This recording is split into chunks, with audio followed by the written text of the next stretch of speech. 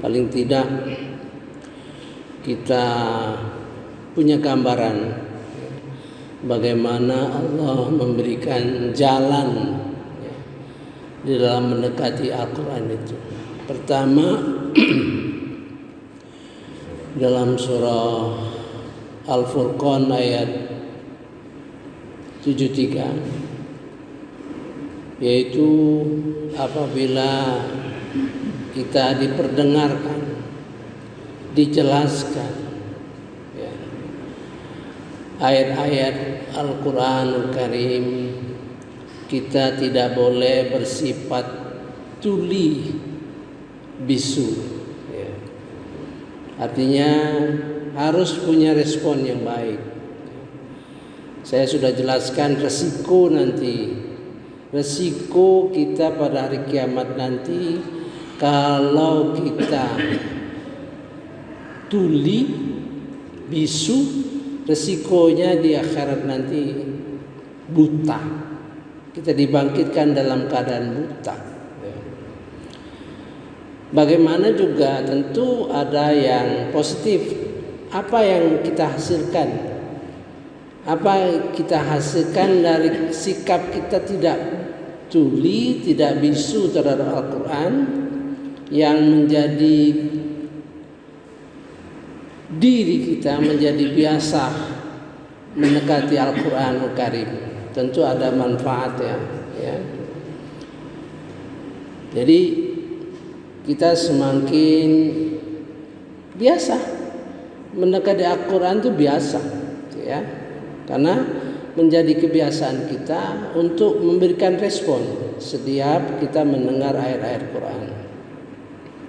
Kalau bapak-bapak, ibu-ibu mau coba, mau ngetes hari ini, pulang nanti diingat betul, saya mau lihat surah Al-Furqan ayat 73. Nanti keluar masjid, bapak coba.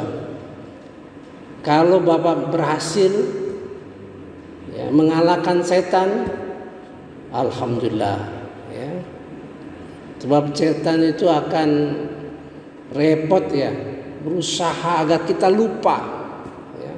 Kalau kita ingin mendekat Al-Quran dalam arti memahami, maka dia berusaha untuk menjaga kita dari kedekatan kepada Quran.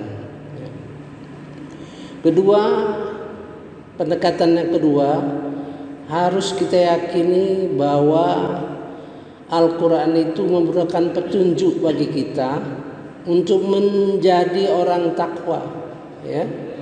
Maka hasilnya nanti insya Allah digambarkan sesuatu hati yang dinamakan hati yang takwa, takwal qulub, ya, hati yang takwa. Itu berdampak pada tingkah laku kita dalam kehidupan sehari-hari, dalam keadaan bagaimana kita beragama. Ketiga, pendekatan kita untuk memasukkan ayat-ayat Quran itu ke dalam hati, ya. Nanti insyaallah hati kita akan dihiasi oleh ayat-ayat Quran dan merupakan tameng di dalam melawan godaan-godaan setan. Kemudian yang lebih lanjut adalah mentadaburi Al-Quran, mengharapkan Al-Quran menjadi ilmu di dalam diri kita, ya, sesuai dengan tugas Rasulullah SAW. Tugas beliau itu ada 4, ya. Yatslu alaihim ayatihi, membacakan ayat-ayat Quran kepada kita supaya kita paham, kita ngerti, kita laksanakan. Kemudian wa yuzakkihim, dia akan ayat-ayat itu menghasilkan hati yang bersih, ya, hati yang bersih. Kemudian wa yu'allimuhumul kitab, mengajarkan ilmu Al-Quran. Ya. Mudah-mudahan kita memperoleh ilmu Al-Quran. Kemudian wal hikmah. Jadi tahap ketiga itu mentadaburi Al-Quran, supaya Al-Quran itu menjadi ilmu di dalam diri kita. Nah, yang keempat bukan pendekatan, dalam arti harapan. Ya. Harapan menjadi orang yang takut, yang hatinya bergetar kalau mendengar disebut nama Allah Subhanahu wa taala. Itu harapan, ya. Tidak bisa di kalau tadabbur kan bisa belajar, ya. Kalau takwa itu bisa dipelajari. Kalau tidak bisu dan tidak tuli bisa kita lakukan. Tapi yang empat ini harapan. Semoga kita menjadi orang takwa itu teliti, ya, orang takwa itu teliti sehingga dia takut.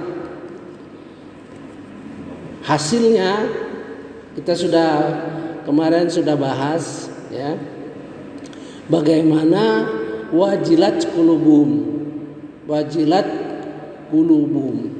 hati yang bergetar, bukan dalam pengertian hati yang bergetar tuh langsung duduk, bukan begitu, ya, karena itu terjemahan itu bagaimana orang menerjemahkan sesuatu yang kadang-kadang yang terjemahkan sendiri tidak paham, tidak memahami sebenarnya apa yang terjadi. Dia lihat kata-kata aja, oh ini kira-kira hati yang bergetar, dalam pengertian takut.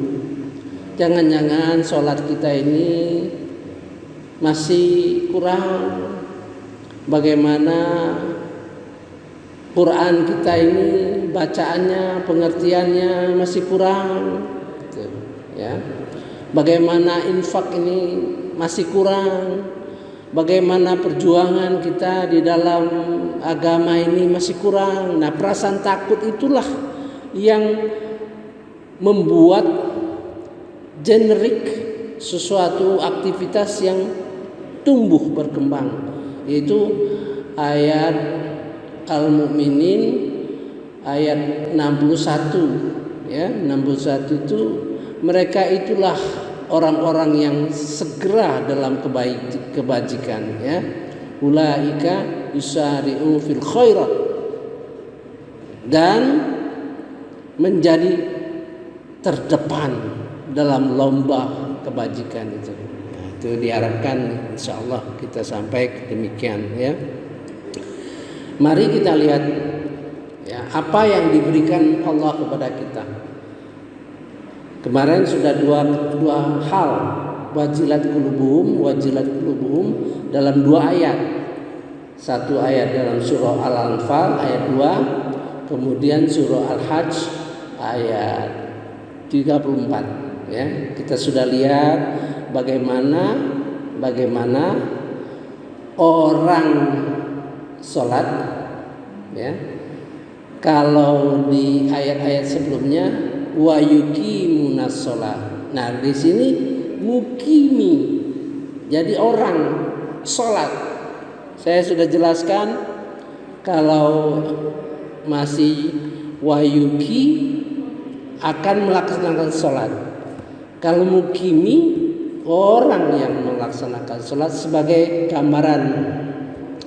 Saya akan jelaskan seandainya saya mau bernyanyi, ingin nyanyi, ya, itulah yukimi sholat, wa yukimu sholat. Nah, saya mau sholat, saya mau bernyanyi. Kalau mukimi sholat, saya penyanyi. Nah, bandingkan dua kata itu, rasakan sendiri apa yang dimaksud. Mari kita lihat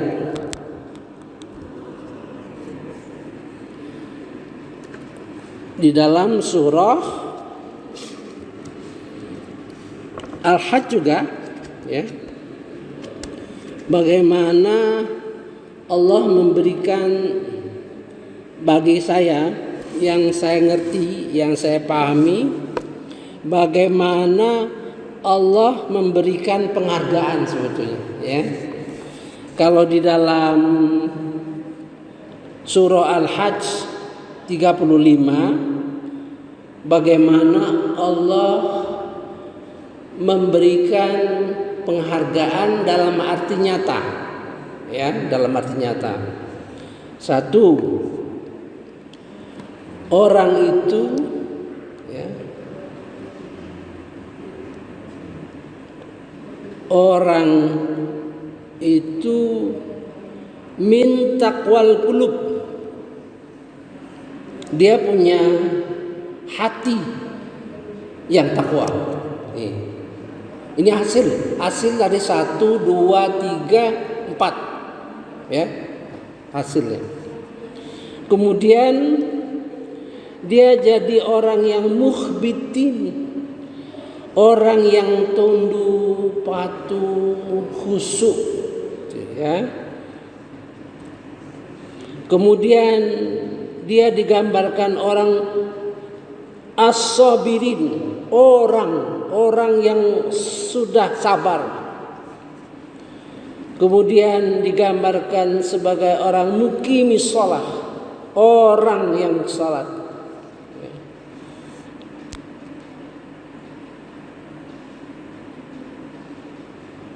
Dan mereka dianggap orang yang muhsinin, ya.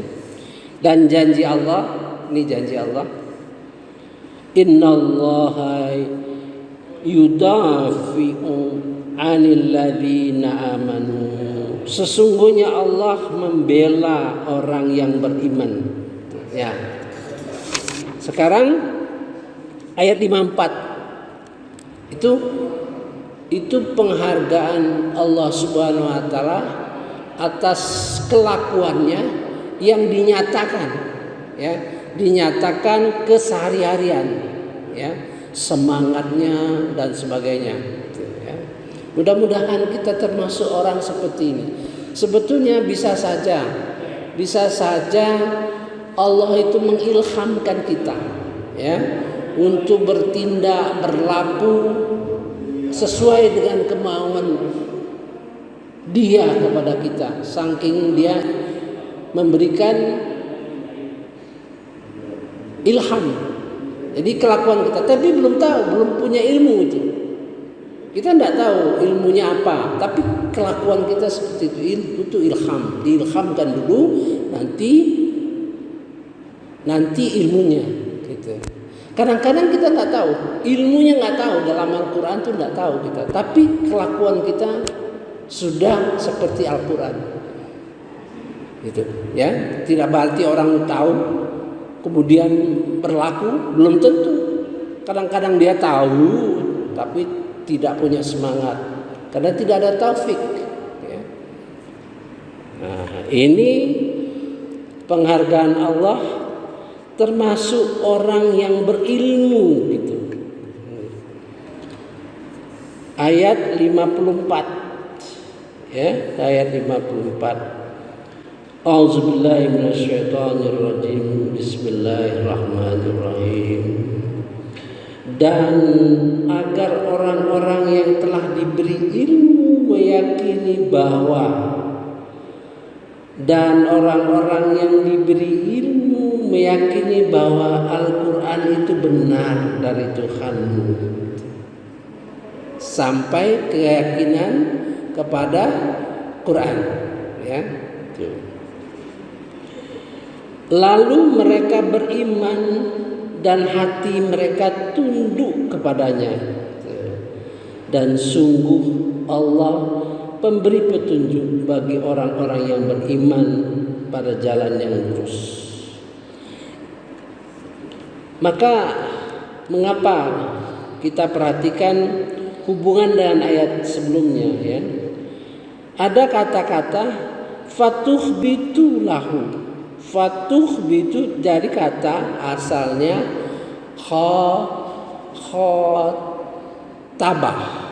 khotabah ya. Jadi dari dasar kata khotabah itulah jadinya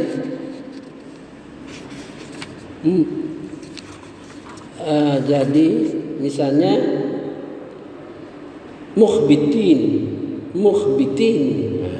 Jadi dari khotabah, kata khotabah ya. Jadi orang ini khusyuk. Saya baca. A'udzubillahi minasyaitonirrajim. Bismillahirrahmanirrahim.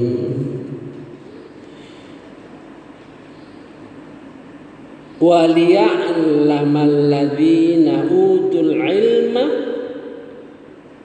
dan supaya mengetahui ya, dan supaya mengetahui orang-orang yang diberi ilmu ya, ilmu pengetahuan, annahul haq, bahwasanya Al-Qur'an itu benar ya. Mir rabbika, dari Tuhannya, fayu'minu bih, maka dia beriman, fatukhbita lahu qulubuhum, dia beriman dan khusyuk tunduk ya kepada Al-Qur'an itu ya. Jadi dalam pengertian khusyuk itu baca, rajin, memahami, kemudian masukkan dalam hati, kemudian dia lakukan, dia pikirkan apa sebetulnya maksud ayat ini gitu ya. Ini sebenarnya di dalam buku-buku tafsir nggak ada. Buku-buku tafsir nggak ada. Buku-buku tafsir itu ya, hanya mengkaitkan ayat-ayat satu sama lain. Kadang-kadang juga lepas. Maka saya sampaikan kepada dulu ya, saya memperhatikan sekitar ada 10 ahli-ahli tafsir dunia ini, di dunia ini ya, dari Amerika, dari Malaysia, dari Indonesia ya. Kalau kita dengarkan mereka, sungguh-sungguh kita dengar, kita perhatikan, kayaknya tidak satu orang pun ya, tidak ada seorang pun yang lengkap ya, yang lengkap, baik tafsir Pak Quraisy ya, Al-Misbah, terus itu tafsir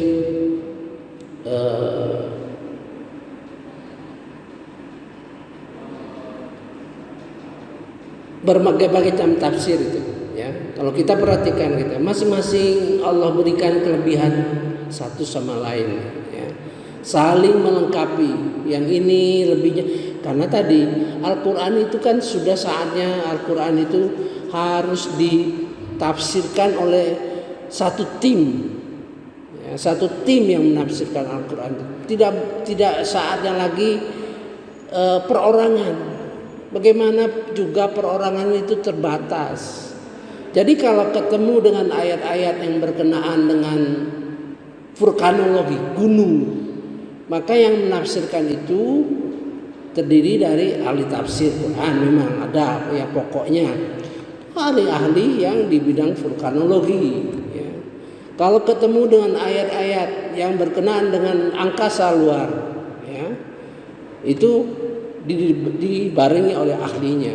Jadi tafsir itu baru bisa semakin baik.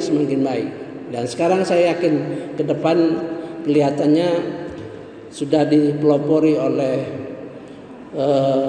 Nurman Ali kan ya. Dia memberikan tafsir itu dalam satu tim. Mereka melakukan riset dan sebagainya ya. Mudah-mudahan itu akan tumbuh dan berkembang. Jadi an-naul haq mir rabbik, itu kan tidak mudah. An-naul haq mir rabbik, sesungguhnya Al-Quran itu betul-betul dari Tuhannya. Bagaimana dia bisa menyaksikan misalnya ayat-ayat berkenaan dengan angkasa luar, berkenaan dengan laut? Tidak bisa, ya kan? Dalam arti yang sesungguhnya, ya, dalam arti yang sesungguhnya.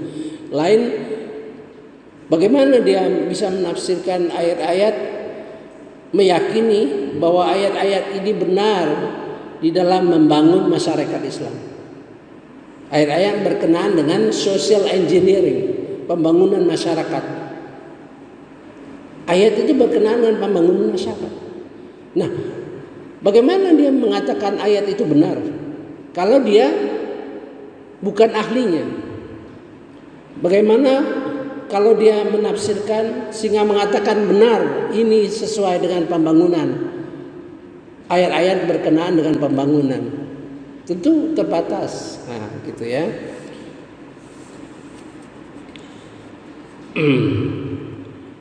Fatukhbita lahu qulubuhum, hati mereka itu lekat, ya, khusyuk, ya. Wa innallah, dan sesungguhnya Allah, lahadil ladzi amanu, memberi petunjuk kepada orang-orang yang beriman, ila siratim mustaqim, pada jalan yang lurus. Yang selalu kita minta, setiap kita sholat, ya, kita minta. Makanya saya menyarankan isi waktu kita mengatakan ihdinas siratal mustaqim siratal ladzina an'amta 'alaihim ghairil maghdubi 'alaihim waladdallin. Jadi ihdinas siratal mustaqim itu minta petunjuk jalan yang lurus. Artinya kita minta ilmu yang ilmu amaliyah dan amal yang ilmiah, ya kan, gitu ya. Nah, itu diisi, apa yang kita minta itu dialogkan dengan Allah Subhanahu wa taala. Apa yang kita masih kita minta. Jadi berarti ada komunikasi dengan Allah Subhanahu wa taala, sehingga kita juga melaporkan apa yang telah diberi Allah kepada kita. Pengetahuan apa yang telah diberi Allah kepada kita sudah pasti. Kalau kita minta, jangan gelondongan gitu saja. Jangan kok jalannya lurus. Jalan lurus itu banyak, gitu kan? Maka apa yang menjadi keinginan kita? Misalnya kita minta, ya Allah, tunjukilah aku jalan lurus, senangkanlah hatiku dalam Al-Quran, lengketkan hatiku dengan Al-Quran. Setiap saat Al-Quran itu jadi pikiran aku. Nah, itu yang kita minta. Sudah fokus. Ya, sama dengan kita lah. Walaupun Allah itu maha tahu sebelumnya. Sama dengan kita. Pokoknya Pak Yadam minta tolonglah. Ya apa Pak Malin minta tolong. Pokoknya minta tolonglah. Kan begitu. Ya, harus kita memfokuskan apa yang kita inginkan. Ya. Karena dia itu maha memberi petunjuk kepada jalan yang lurus. Dan orang-orang dan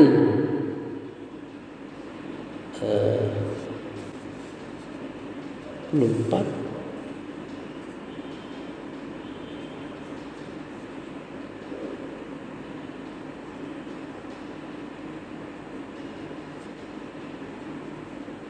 dan sungguh Allah memberi petunjuk, pemberi. Sekarang menjadi orang yang menjadi orang, kelasnya sudah makhluk. Allah itu jadi seolah-olah pemberi petunjuk. Kalau kalimat lain kan sesungguhnya Allah akan memberi petunjuk. Sesungguhnya Allah akan memberi petunjuk. Memberi. Kalau dia sekarang sesungguhnya Allah itu pemberi petunjuk. Ya. Karena kelas bahasanya sudah berubah, ya. Wa innallaha lahadil ladzina amanu, sesungguhnya Allah itu pemberi petunjuk kepada orang yang beriman, ila siratim mustaqim, jalan yang lurus.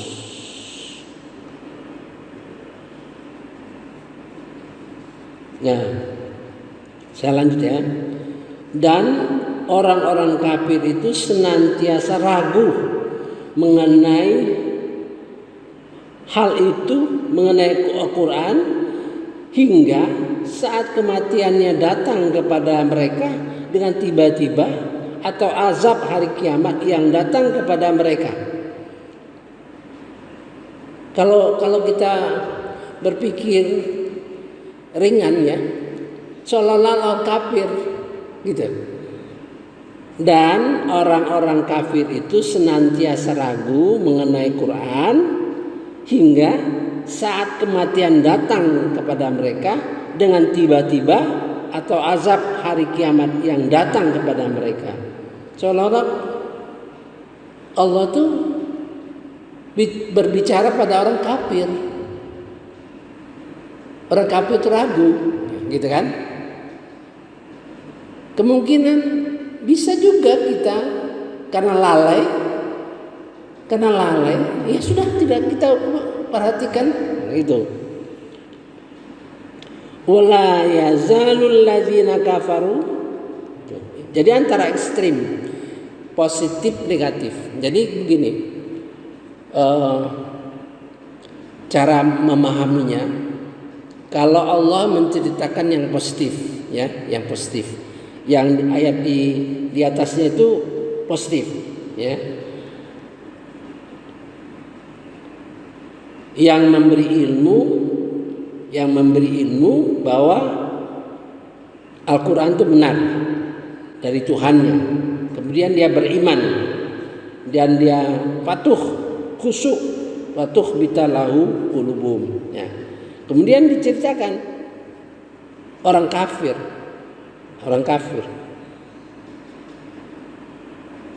Mengapa? Itu sebenarnya positif negatif. Jadi sebenarnya ukuran paling jelek itu orang Islam yang tidak sampai menyatakan annahul haq, karena Quran itu benar dari mir rabbika, ya kan? Karena ilmunya dia paham sehingga Al-Quran itu benar. Itu yang positif. Sekarang yang negatif, yang ekstrim, di mana orang kafir itu tidak memperhatikan, ragu mengenai kebenaran Quran itu, ragu, gitu. Sehingga akhir kematiannya. Bisa nggak orang Islam juga bisa begitu? Nah, gitu ya. Gitu cara kita mengkaji Al-Quran. Kalau kita lewatkan saja, ya nggak berkesan gitu. Di sini Tuhan menggambarkan ekstrimnya ini orang kafir yang ragu terhadap Al-Quran. Ragu dalam arti tidak mengatakan annahul haq mir rabbik. Tidak mengatakan ini betul-betul Al-Quran ini dari Allah Subhanahu wa taala. Benar. Tidak. Itu yang ekstrim. Bisa kita jatuh di antara kedua ekstrim ini, atau ke bawah sekali. Kalau kita seumur hidup kita kita tidak memperhatikan Quran, tidak memperhatikan Quran, tidak berusaha memahami Quran, ya, tidak mengambil satu ayat, dua ayat, tiga ayat selama hidup kita, bisa terjadi seperti ini, gitu ya. Gitu. Wala yazalul ladzina kafaru, dan tidak pernah berhenti orang-orang kafir itu berada dalam kebimbangan, ya, miryatin min, tapi kondisinya itu ekstrim, gitu kan? Bisa saja kebimbangan itu tidak terhadap Al-Quran, ya kan? Tidak mungkin kita bimbang terhadap Al-Quran. Tapi kalau ditanya, Bapak nggak bimbang, nggak ragu dengan Quran? Enggak, yakin saya. Tapi apa isinya? Ya pokoknya adalah yang kita kan itu bisa terjadi tuh antara ekstrem positif dengan ekstrem negatif ya. Orang yang ekstrem positif itu yang khusyuk, tekun, patuh, ya katakan. Yang ekstrem negatif, yang ragu, gitu. Sampai dengan hatta ya'tiyahumusa,